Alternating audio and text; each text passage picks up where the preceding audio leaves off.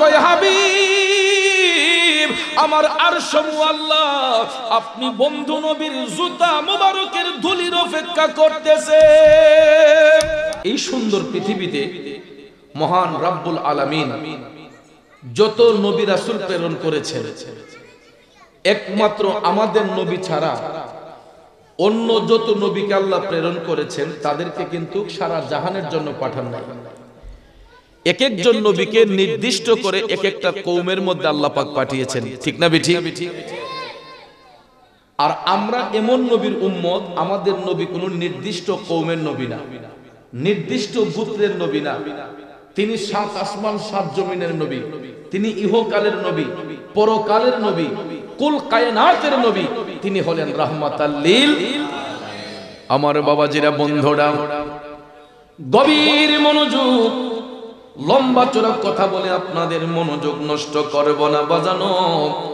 পৃথিবীর জমিনে আমার আল্লাহ যত নবী রাসূল প্রেরণ করেছেন সব নবীগণ সম্মানের অধিকারী, মর্যাদার দিক দিয়ে সবাই এক সমান নয়। সব নবীগণ সম্মানের অধিকারী, মর্যাদার দিক দিয়ে সবাই এক সমান নয়। এই জন্য আমার আল্লাহ কোরআনুল হাকিমের মধ্যে বলতেছেন বিসমিল্লাহির রহমানির রহিম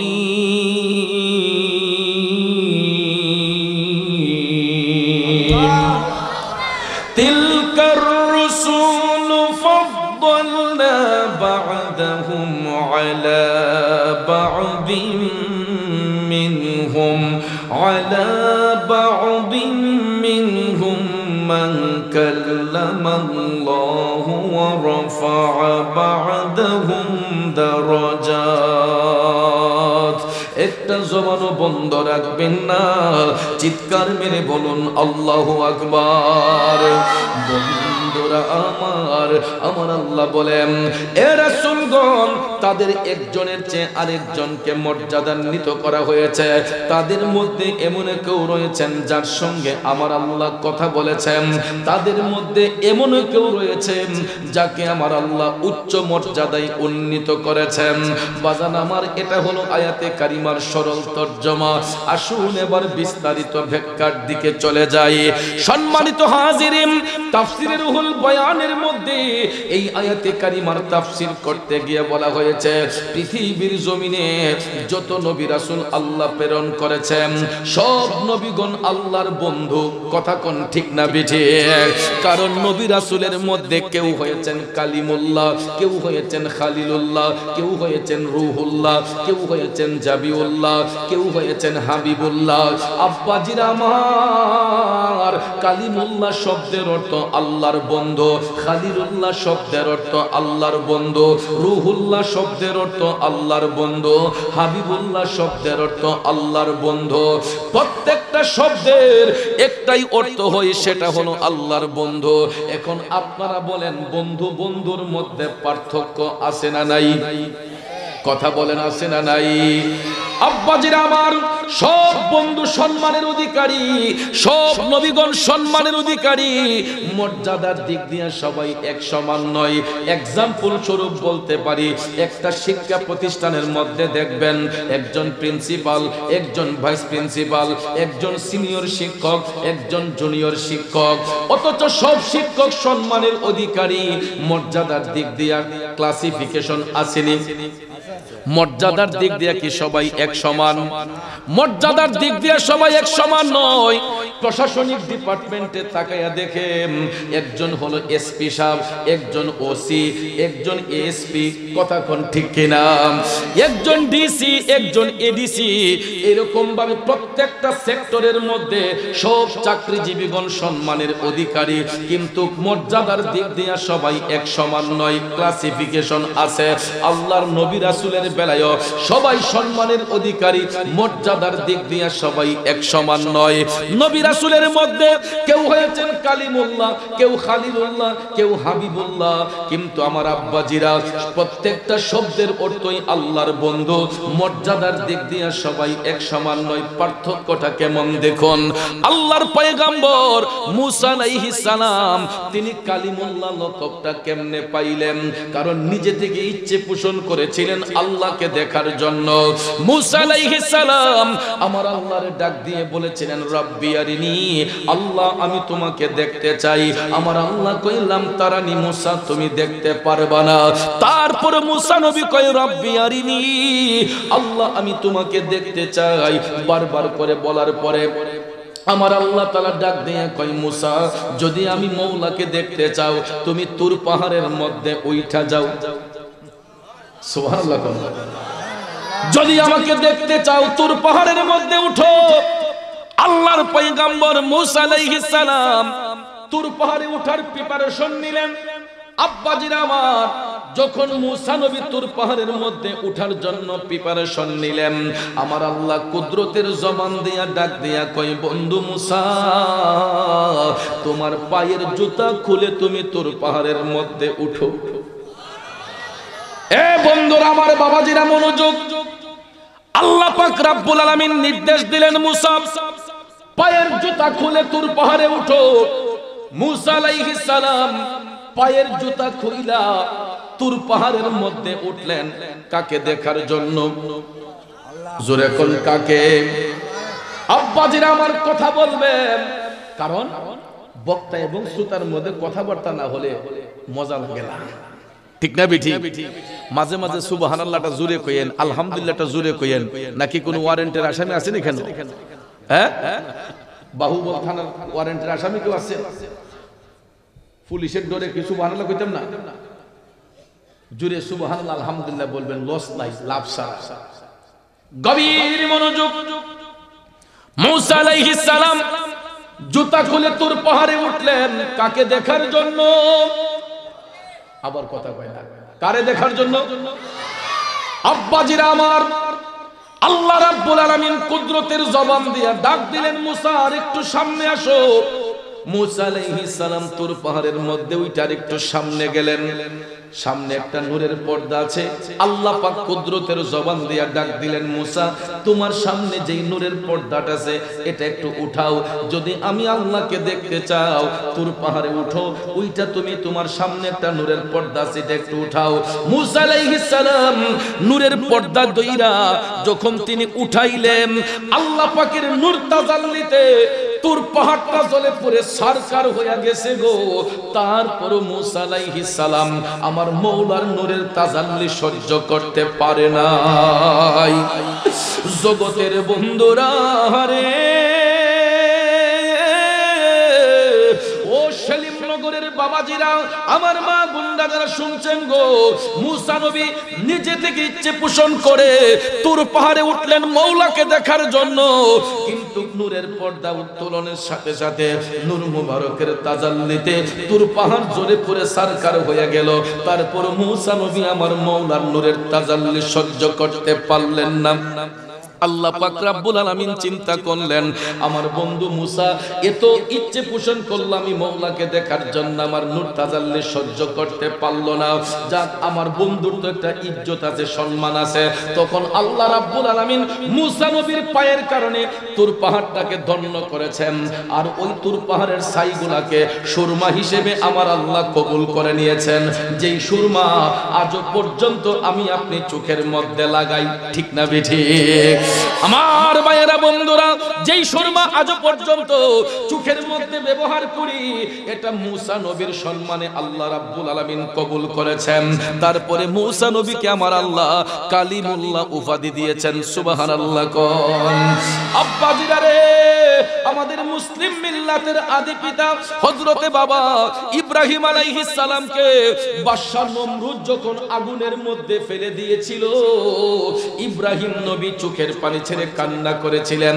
আমার আল্লাহর কাছে ওই কান্নাটা এত পছন্দ হয়েছে, ইব্রাহিম নবীর চোখের পানিটা আগুনে পড়ার সাথে সাথে আগুনটা ফুল বাগিচা হয়ে গেছে। আল্লাহু আকবার। এই জন্য আমরা গজলের মধ্যে বলতাম খলিলুল্লাহ প্রেমিক ছিল নমরুদে আগুনে দিল খলিলুল্লাহ প্রেমিকে ছিল নমরুদে আগুনে দিল আগুন হইল ফুল বাগিচা প্রেমের কারণে আগুন হইল ফুল বাগিচা প্রেমের কারণে প্রেমের ডুরি বান্দরে মদিনার শোনে বলুন প্রেমের ডুরি বান্দরে শোনে নূর নবী বানাইলেন আল্লাহ প্রেমের কারণে নূর নবী বানাইলেন আল্লাহ প্রেমের কারণে প্রেমের ডুরি বান্দরে মদিনার শোনে একটা জবানও বন্ধ রাখবেন না চিৎকার মেরে বলুন আল্লাহু আকবার জগতের বন্ধুরা রে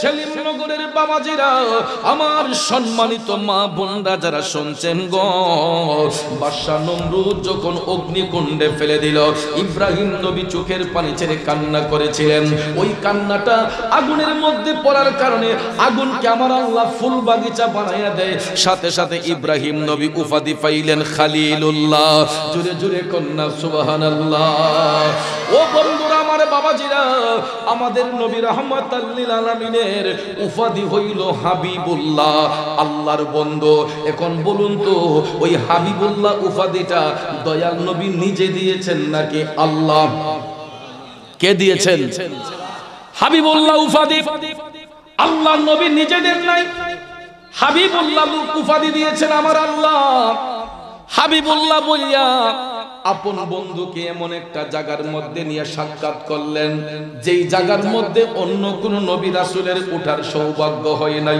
সুবহানাল্লাহ এই জন্য আমার আলা হযরত আজিমুল বারাকাত হাদায়াকে বখশিশের মধ্যে চমৎকার ভাষায় লিখেছেন আসমানো কে উপর সব নবী রহ গয়ে अर्शो आज़म पे पहुँचा हमारा नबी जुरे कुन सुबहानल्लाह আমার আলা হযরত বলেন এই পৃথিবীর জমিনে আল্লাহ রাব্বুল আলামিন যত নবী রাসূল প্রেরণ করেছেন কোন নবীকে আমার আল্লাহ সপ্ত আকাশের উপরে ওঠার অনুমতি দেন নাই আল্লাহু আকবার সমস্ত নবীগণ সাত আসমান পর্যন্ত সীমাবদ্ধ সাত আসমানের উপরে অন্য কোন নবীকে উঠার পারমিশন আল্লাহ পাক দেন নাই সমস্ত নবীগণের কাঁধের মধ্যে যিনার কদম মুবারক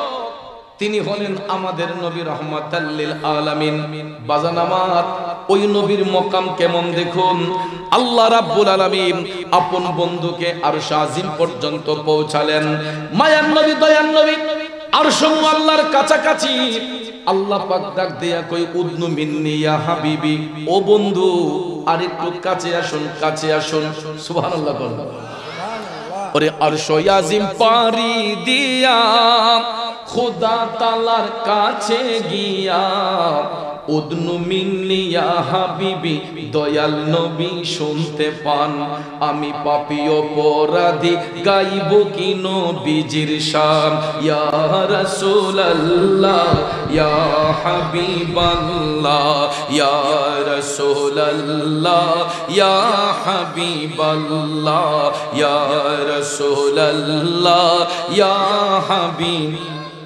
আব্বাজির আমার মায়ার নবী দয়ার নবীজি আরশ মুআল্লার কাছাকাছি আমার আল্লাহ কই উদনু মিন্নি ইয়া হাবিবি বন্ধু আর একটু কাছে আসুন মায়ার নবী দয়ার নবীজি পবিত্র জুতা মুবারক খুলিয়া দয়াল নবী পবিত্র জুতা মুবারক খুলিয়া মহান আরশের মধ্যে উঠতে চাইলে আমার আল্লাহ ডাক দিয়া কয় হাবিব ও বন্ধু কেন আপনার জুতা রেখে আমার আরশের মধ্যে উঠতেছেন দয়াল নবী ডাক দিয়া কয় আল্লাহ গো কেমনে আমি রাসূল আপনার মহান আরশের মধ্যে জুতা নিয়ে উঠে? আল্লাহ আপনি তো মূসাকে নির্দেশ দিয়েছিলেন জুতা খুইলা তুর পাহাড়ে ওঠার জন্য, আমি রাসূল কেমনে আপনার মহান আরশের মধ্যে জুতা নিয়ে উঠে? আমার আল্লাহ ডাক দিয়া কই বন্ধু গো ও প্রাণের হাবিব, আমি এই জন্য মূসাকে জুতা খুলে উঠতে বলেছিলাম। মূসা আমি আল্লাহর নূরের তাজাল্লি সহ্য করতে পারবে না, যেই কারণে জুতা খুলে তুর পাহাড়ে উঠাইয়া আমি আমার মূসার পায়ের কারণে তুর পাহাড় দণ্ড করেছে। আর আপনি বন্ধুকে এই জন্য জুতা মুবারক নিয়ে উঠতে বলেছি। আমার আল্লাহ কয় হাবিব আমার আরশ আল্লাহ আপনি বন্ধু নবীর জুতা মুবারকের ধুলির অপেক্ষা করতেছে। আমার আল্লাহ ডাক দিয়ে কই ও বন্ধু আপনার জুতা মুবারকের ধুলি দিয়া আমি আল্লাহর আরশটারে ধন্য করে দেন। আল্লাহু আকবার, ইয়া রাসূলুল্লাহ।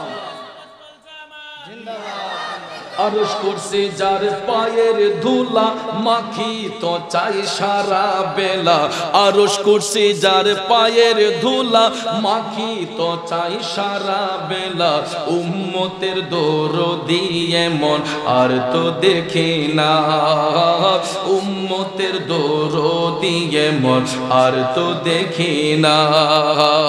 ও মুসাফির জিয়ারতে চলো মদিনা, ও মুসাফির জিয়ারতে চলো মদিনা, সেথায় আছেন নূর নবীজি দয়ার খাজিনা, সেথায় আছেন নূর নবীজি দয়ার খাজিনা।